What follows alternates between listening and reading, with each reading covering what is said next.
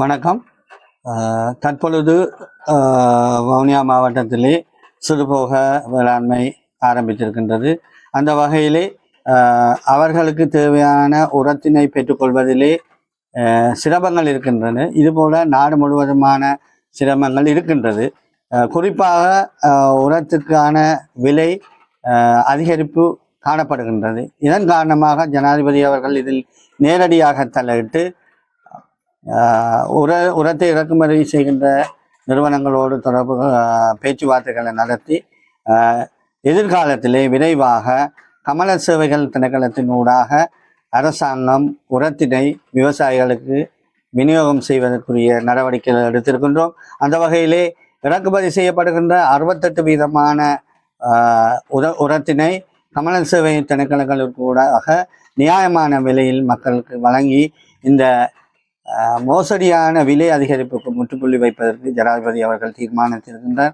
அதே போல எரிபொருள் நெருக்கடியை எவ்வாறு மக்கள் சமாளிப்பது என்ற வகையில் மக்களை தெளிவுபடுத்தும் வேலை திட்டம் நாடு பூராவும் நடைபெற்று கொண்டிருக்கின்றது. அந்த வகையிலே இன்றைய தினம் செட்டிக்குளம் பிரதேசத்துக்குட்பட்ட கிராமங்கள் தோறும் நாங்கள் இந்த கலந்துரையாடல்களை மேற்கொண்டிருக்கின்றோம். அந்த வகையிலே இன்றைய தினமும் இந்த குறுக்கல் பெருக்குளம் பகுதியிலேயும் இந்த கலந்துரையாடல் மேற்கொள்ளப்பட இருக்கின்றது. அத்தோடு சமகாலத்திலே ஒரு பேசுபொருளாக இருக்கின்ற விடயமாக காணப்படுவது உதய கம்பன்பில அவர்களுடைய புத்தக வெளியீடு. திருடர்கள் அனைவரும் ஒன்று கூடி அந்த சம்பவத்தை ஒரு சில விடயங்கள் தொடர்பாக கருத்து கூற வேண்டிய தேவை இருக்கின்றது. அந்த வகையிலே பார்த்தீர்கள் என்று சொன்னால் இங்கு அந்த புத்தக வெளியீட்டுக்கு சென்றவர்கள் யார் என்று பார்த்தால், கடந்த காலத்திலே இந்த ஈஸ்டர் குண்டு தாக்குதல் இடம்பெற்ற காலத்திலே அமைச்சர்களாகவும் ஜனாதிபதிகளாகவும் பிரதம மந்திரிகளாகவும் பாராளுமன்ற உறுப்பினர்களாகவும் இருந்தவர்கள் தான் அங்கு சமூகம் அளித்திருக்கின்றார்கள். அங்கு உதயகம்மன்பில அவர்கள் இந்த முழு பூசணிக்காயை சோற்றில் மறைக்கின்ற சம்பவம் போல அவர்கள் அந்த புத்தக வெளியீடு தொடர்பான விடயங்கள் வெளிவந்திருக்கின்றன. அந்த வகையிலே இந்த இதில் இருக்கின்ற சூட்சுமங்களை மறைக்கின்ற வகையிலே அவருடைய புத்தக வெளியீடு இருக்கின்றது. இதிலே பாதிக்கப்பட்ட மக்களுக்கு நியாயம் கிடைக்க வேண்டும் என்ற வகையிலே அரசாங்கம் உறுதியாக இருக்கின்றது. நிச்சயமாக அதற்கான விசாரணைகள் முழுமையாக இடம்பெறும். அதிலே அந்த அந்த சம்பவத்தில் ஈடுபட்டவர்கள் அதில் தொடர்பு பட்டவர்கள் அனைவரும் சட்டத்தின் முன் நிறுத்தப்படுவார்கள். அவர்களுக்கான தண்டனையும் நமது காலப்பகுதியிலே நிச்சயமாக சட்டத்தினூடாக பெற்றுக் கொடுக்கப்படும். அத்தோடு இங்கு ஒன்று கூடியவர்களை பார்த்தீர்கள் என்று சொன்னால் அவர்கள் கூறுகின்றார்கள், இந்த அரசாங்கம் இதற்கு பொருத்தமான நடவடிக்கைகளை எடுக்கவில்லை, சரியானவர்களை காணவில்லை என்ற வகையிலாக அவர்களுடைய கருத்தாடல்கள் இருக்கின்றன. நான் ஒன்றை அவர்களிடம் கேட்க விரும்புகின்றேன். அவர்கள் இருந்த காலப்பகுதியில் ஏன் அவர்களால் இந்த விசாரணை முழுமையாக நடத்தி இந்த குற்றம் புரிந்தவர்களுக்கு தண்டனையை பெற்றுக் கொடுக்க முடியவில்லை? இதிலிருந்து தெளிவாக விளங்குகின்றது யார் இவ்வகையான பிரச்சனைகளில் ஈடுபட்டிருப்பார்கள் என்பது நிச்சயமாக மக்களால் ஊகப்படுத்தக்கூடியதாக இருக்கும். அடுத்ததாக வடபகுதி மக்கள் கடந்த ஜனாதிபதி தேர்தலிலே சஜித் பிரேமதாசவுக்கு கூடுதலான வாக்குகளை அளித்திருந்தார்கள், அவர் மேல் நம்பிக்கை வைத்து. ஆனால் அவர் இப்பொழுது என்ன செய்திருக்கின்றார்? மீண்டும் தமிழ் மக்களுக்கு எதிராக பல்வேறுபட்ட அநீதிகளை இழைத்த ராஜபக்சவோடு சேர்ந்து இருக்கின்றார். அவர் கடந்த கால அனுபவங்களை பாடமாக கொள்ளவில்லை.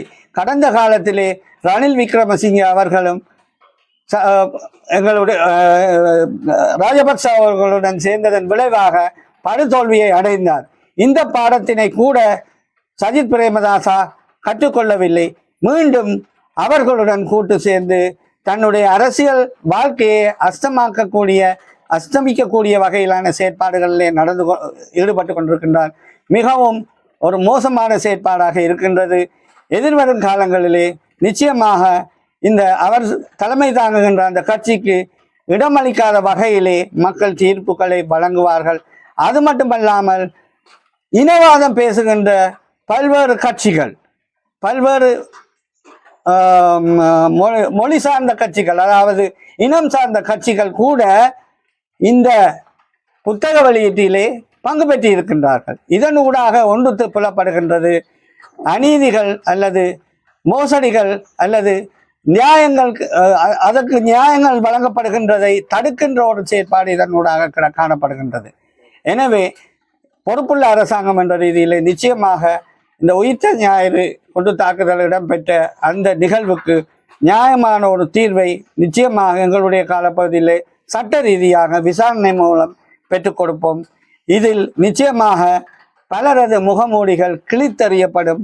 போலி முகங்களோடு தற்பொழுது உலாவரும் பல்வேறு அரசியல் பிரமுகர்கள் இதனூடாக மக்களுக்கு வெளிப்படுத்தி காட்டப்படுவார்கள். எங்களுடைய காலப்பகுதியில் நிச்சயமாக அது நடந்தேறும். உண்மையிலே இதைத்தான் சொன்னா, நான் ஏற்கனவே சொன்ன முழு பூசணிக்காய் சோத்துல மறைக்கிற மாதிரி ஏஐ தொழில்நுட்பத்திற்கும் நேரடியாக கலந்து கொண்டமைக்குமான வித்தியாசம் சில வேளை சஜித் பிரேமதாசவுக்கு அவருடைய கட்சியினருக்கும் தெரியாமல் இருக்கலாம். ஆனால் எங்களுக்கு நன்றாக தெரியும், மக்களுக்கும் தெரியும், இது ஏஐ தொழில்நுட்பமா அல்லது உண்மையில் நேரடியாக இவர் பங்கு கொண்டாரா என்பது வெளிப்படையான உண்மை. இதை போலியான கருத்துக்களை கூறி மறைக்கலாம் என்று எதிர்பார்க்கின்றார்கள். நிச்சயமாக அதற்கான வாய்ப்புகளே கிடையாது. ஏனென்று சொன்னால் இப்பொழுது அவர்களுக்கு பயம் வந்துவிட்டது. மக்கள் உண்மையை அறிந்து கொள்வார்கள்.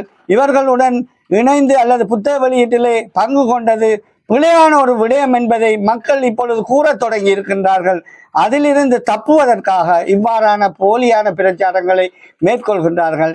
நிச்சயமாக அந்த போலியான பிரச்சாரங்களுக்கு மக்கள் இடம் அளிக்க மாட்டார்கள். அவர்கள் உண்மை எது பொய் எது என்பது அவர்களுக்கு விளங்கும்.